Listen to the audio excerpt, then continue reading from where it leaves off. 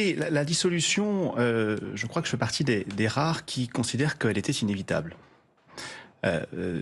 Parce que au soir du 9 juin, on n'assiste pas à une défaite, on n'assiste pas à une déroute, mais pardonnez-moi l'expression, on assiste à une déculottée à l'endroit du président de la République et de ce qui restait déjà de sa majorité. Emmanuel Macron abîme la fonction présidentielle depuis 2017. Emmanuel Macron fait énormément de mal aux institutions.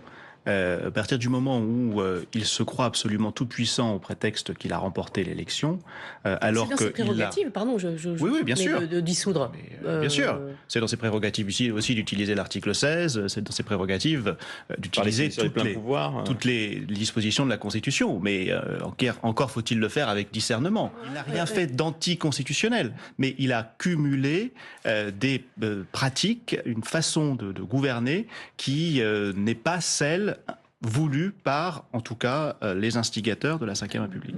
Emmanuel Macron, en 2022, a été démocratiquement élu, mais politiquement battu. Là, actuellement, nous avons les effets de la proportionnelle, c'est-à-dire un éclatement du paysage politique sans la proportionnelle, avec au moins cet avantage que les électeurs ont pu se prononcer sur les différentes coalitions, notamment le Nouveau Front Populaire, aussi la coalition centrale entre Horizon, Modem et Macronie, et cela me semble bien plus démocratique. Donc, si dissolution il y a, ce serait vraisemblablement à la rentrée, et pas avant.